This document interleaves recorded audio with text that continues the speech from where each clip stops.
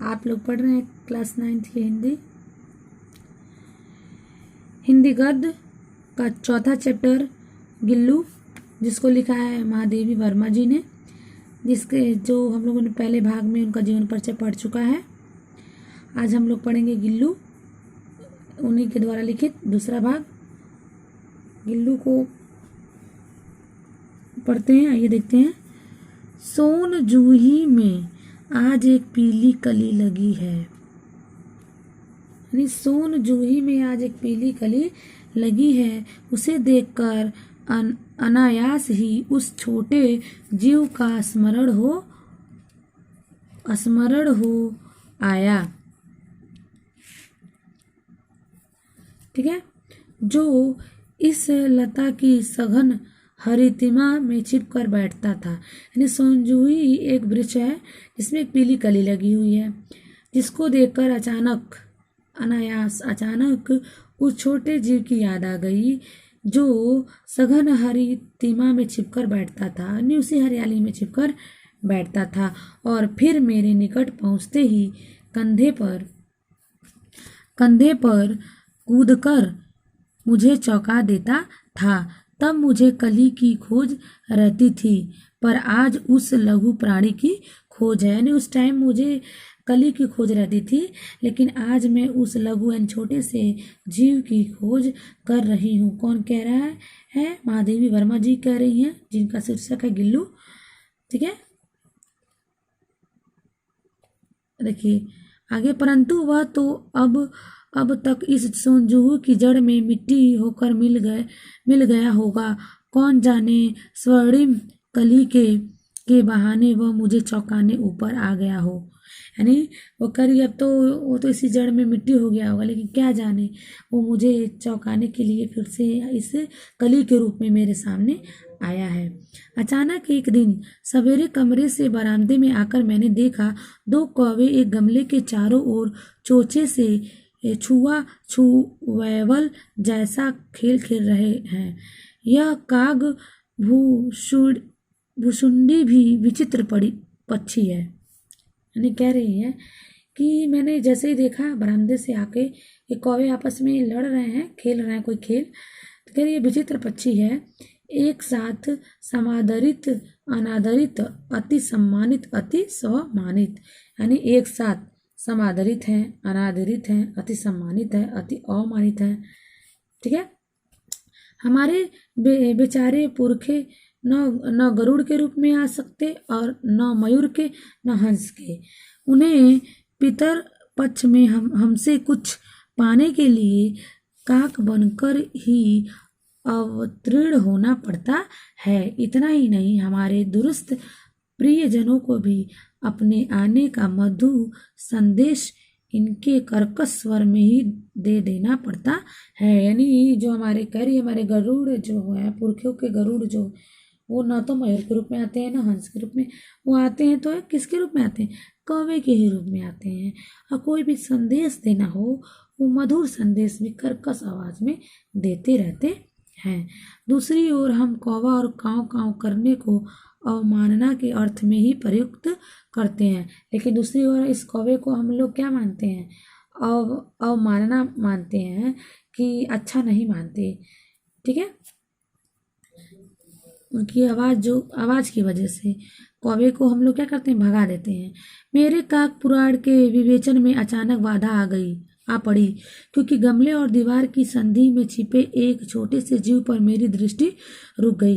यानी मैं अभी काक पुराण विवेचन कर ही रही थी, तब तक अचानक गमले और दीवार की संधि, यानी संधि मतलब बीच में छिपे एक जीव पर मेरी नज़र रुक गई। निकट जाकर देखा गिलहरी का छोटा सा बच्चा है, जो संभवतः घोंसले से गिर पड़ा है, और अब कौवे जिसमें दुर्लभ आहार खोज रहे हैं। यानी वो अचानक अपने घोंसले से गिर गया है, जिसको देखकर कौवे उसे खाने के लिए सोच रहे हैं। काकद्वय की चोंचों के 2 घाव उस लघु प्राणी के लिए बहुत थे। यानी 2 कौवे के चोंचों के 2 घाव ही उस छोटे से प्राणी के लिए बहुत थे। अतः वह निश्चेष्ट सा गमले में चिपटा पड़ा था। यानी निश्चेष्ट यानी कोई भी चेष्टा न करते हुए, बिना हिले डुले ही वो चुपचाप उसी में पड़ा हुआ था। सबने कहा कि कौवे की चोंच का घाव लगने के बाद यह बच नहीं सकता, अतः इसे ऐसे ही रहने रहने दिया जाए। परंतु मन नहीं माना। उसे हौले से उठाकर अपने कमरे में ले आई। फिर रुई से रक्त पोंछकर घावों पर पेंसिलिन का मरहम लगाया। किसने लगाया? महादेवी वर्मा ने लगाया। ठीक है।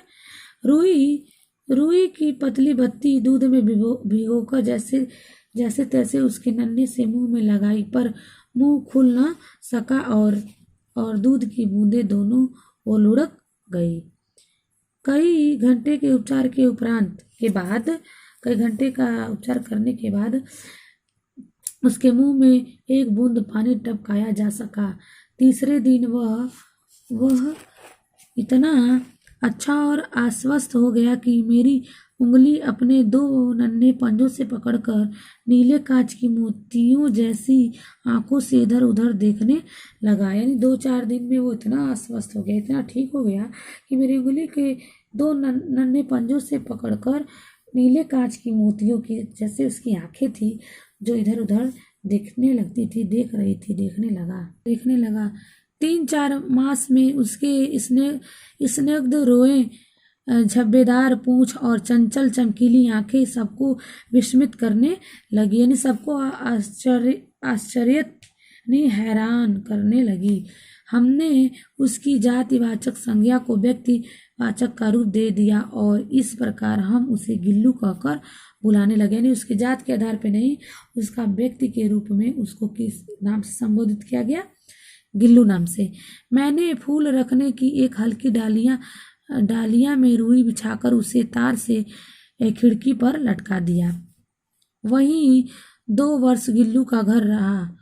वह स्वयं हिलाकर अपने घर में झूलता और अपनी कांच के मनकों सी आंखों से कमरे के भीतर और खिड़की से बाहर न जाने क्या देखता समझता रहता था। परंतु उसकी समझदारी और कार्यकलाप पर सबको आश्चर्य होता था। वो बहुत सी हरकतें करता था। कहने का मतलब यह है, जब मैं लिखने बैठती तब अपनी ओर मेरा ध्यान आकर्षित करने की उसे इतनी तीव्र इच्छा होती थी कि उसने एक अच्छा उपाय खोज निकाला। क्या निकाला? वह मेरे पैर तक आकर सर से पर्दे पर चढ़ जाता और फिर उसी तेजी से उतरता। उसका यह दौड़ने का क्रम तब तक चलता जब तक मैं उसे पकड़ने के लिए न उठती। कभी भी गिल्लू को पकड़कर एक लंबे लिफाफे में इस प्रकार रख देती कि अगले 2 पंजे और सिर के अतिरिक्त उसका सारा लघुगात लिफाफे के भीतर बंद रहता है। यानी कभी कभी क्या करती थी, उसको लिफाफे में बंद कर देती थी, जिससे 2 पंजे और सिर के अतिरिक्त उसका सारा शरीर उस लिफाफे में बंद रहता था। इस अद्भुत स्थिति में कभी कभी घंटों मेज पर दीवार के सहारे खड़ा रहकर वह अपनी चमकीली आंखों से मेरा कार्यकलाप देखा करता। यानी कभी कभी वो घंटों चुपचाप बैठकर दीवार के सहारे बैठकर जो मैं करती थी उसको देखता था। फिर भूख लगने पर चीख करके मानो वह मुझे सूचना देता और काजू या बिस्कुट मिल जाने पर उसी स्थिति में लिफाफे से बाहर वाले पंजे से पकड़कर उसे कुतरता रहता। फिर गिल्लू के जीवन का प्रथम वसंत आया। नीम चमेली की गंध मेरे कमरे में हौले हौले आने लगी। बाहर की गिलहरियां खिड़की की जाली के पास आकर चिक करके न जाने क्या कहने लगी। गिल्लू को जाली के पास बैठकर अपनेपन से बाहर झांकते देखकर मुझे लगा कि इसे मुक्त करना आवश्यक है। यानी मैंने गिल्लू को देखा, कह रही है लेखिका, कि देखा कि वो अपनों की तरफ अपनेपन के से बाहर की तरफ झांक रहा था, तो उन्होंने सोचा कि मैं इसे क्या कर दूं, इसको यहाँ से आज़ाद कर दूं, जो उन्हें ज़रूरी लगा। मैंने कीले निकालकर जाली का एक कोना खोल दिया और इस मार्ग से गिल्लू ने बाहर जाने पर सचमुच ही मुक्ति की सांस ली। इतने छोटे जीव को घर में पले कुत्ते और बिल्लियों से बचाना भी एक समस्या ही थी। ये बहुत छोटा था। आवश्यक कागज पत्रों के कारण मेरे बाहर जाने पर कमरा बंद ही रहता है। मेरे कॉलेज से लौटने पर जैसे ही कमरा खोला गया और मैंने भीतर पैर रखा, वैसे ही गिल्लू जाली के द्वार से भीतर आकर मेरे पैर से सिर और सिर से पैर तक दौड़ लगाने लगा। तब से यह नृत्य का क्रम हो गया, यानी वो हमेशा आकर इनके आसपास खेलता रहता था। मेरे कमरे से बाहर जाने पर गिल्लू भी खिड़की की खुली जाली की राह बाहर चला जाता और दिन भर गिलहरियों के झुंड का नेता बना। यानी जब ये कमरे से बाहर चले जाते थी तो गिल्लू भी बाहर जाकर गिलहरियों के साथ खेलता रहता था, हर डाल पर उछलता कूदता रहता और ठीक 4 बजे वह खिड़की से भीतर आकर अपने झूले में झूलने लगता और जैसे ही 4 बजता था वो अपनी जगह आ जाता था। फिर क्या है, मुझे चौंकाने की इच्छा उसमें न जाने कब और कैसे उत्पन्न हो गई थी। कभी फूलदान के फूलों में छिप जाता, कभी पर्दे और चुन्नट में, और कभी सोन जूही की पत्तियों में। मेरे पास बहुत से पशु पक्षी हैं और उनका मुझसे लगाव भी कम नहीं है, परंतु उनमें से किसी को मेरे साथ मेरी थाली में खाने की हिम्मत हुई है, ऐसा मुझे स्मरण नहीं आता। यानी ऐसा वो कहिए कि कोई ऐसा, मैंने बहुत सारे पक्षी पाले हैं, पशु पक्षी, लेकिन कोई ऐसा नहीं है जो जिनकी हिम्मत इतनी हो जो मेरी थाली में खाए। गिल्लू इनमें अपवाद था कि गिल्लू एक ऐसा था, एक अलग, जो ऐसा था जो मेरी थाली में भी बैठ के खाता था। मैं जैसे ही खाने के कमरे में पहुंचती वह खिड़की से निकलकर आंगन की दीवार बरामदा पार करके मेज पर पहुंच जाता और मेरी थाली में बैठ जाना चाहता।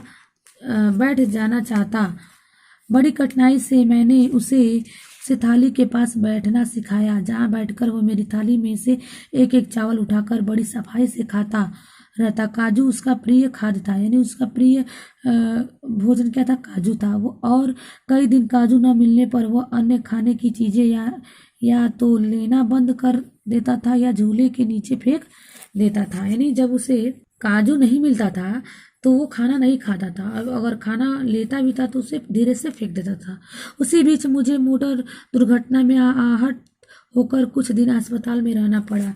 उन दिनों जब मेरे कमरे का दरवाजा खोला जाता, गिल्लू अपने झूले से उतरकर दौड़ता और फिर किसी दूसरे को देखकर उसी तेजी से अपने घोंसले में जा बैठता। यानी इनकी दुर्घटना हो जाने के कारण ये कुछ दिनों तक हॉस्पिटल में रही। जब दरवाजा खुलता था तो गिल्लू दौड़ कर आता था, लेकिन किसी और को देखकर वो स्वयं फिर से अपने घोंसले में जा बैठता था। सब उसे काजू दे जाते, परंतु अस्पताल से लौटकर जब मैंने उसके झूले की सफाई की तो उसमें काजू भरे मिले, जिनसे ज्ञात होता कि वह उन दिनों अपना प्रिय खाद्य कम खाता रहा। मेरी अस्वस्थता में वह तकिए पर सिरहाने बैठकर अपने नन्हे नन्हे पंजों से मेरे सिर और बालों को इतने हौले हौले सहलाता रहता कि उसका हटना एक परिचारिका के हटने के समान लगता। यानी वो क्या करता था, इनकी सेवा भी करता रहता था। गर्मियों में जब मैं दोपहर में काम करती रहती तो गिल्लू न बाहर जाता न अपने झूले में बैठता। उनसे मेरे निकट रहने के साथ गर्मी से बचने का एक सर्वथा नया उपाय खोज निकाला था। वह मेरे पास रखी सुराही पर लेट जाता और इस प्रकार समीप भी रहता और ठंडक में भी रहता। गिलहरियों के जीवन की अवधि 2 वर्ष से अधिक नहीं होती, अतः गिल्लू की जीवन यात्रा का अंत आ ही गया। दिन भर उसने न कुछ खाया और न बाहर गया। रात में अंत की यातना में भी वह अपने झूले से उतरकर मेरे बिस्तर पर आया और ठंडे पंजों से मेरी बड़ी उंगली पकड़कर हाथ से चिपक गया, जिसे उसने अपने बचपन की मरणासन स्थिति में पकड़ा हुआ था। पंजे इतने ठंडे हो रहे थे कि मैंने जाकर हीटर जलाया और उसे उष्णता देने का प्रयत्न किया, यानी गर्मी देने का, परंतु प्रभात की प्रथम किरण के स्पर्श के, यानी प्रभात की पहली रोशनी के छूने के साथ ही वह किसी और जीवन में जागने के लिए सो गया। उसका झूला उतार कर रख दिया और खिड़की की जाली बंद कर दी गई, परंतु गिलहरियों की नई नई नई पीढ़ी जाली के उस पर पार ची ची करती ही रहती है और सोनजुहू पर वसंत आता ही रहता है।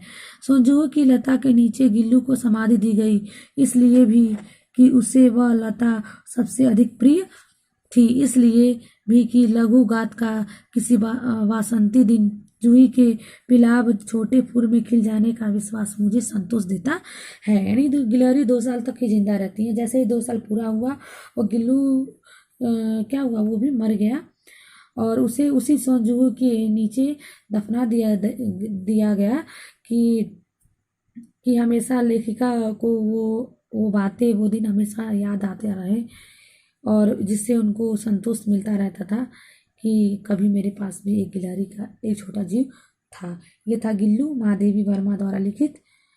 इसको आप लोग दोहरा लीजिए। मिलते हैं अगले वीडियो में अगले चैप्टर के साथ। ओके।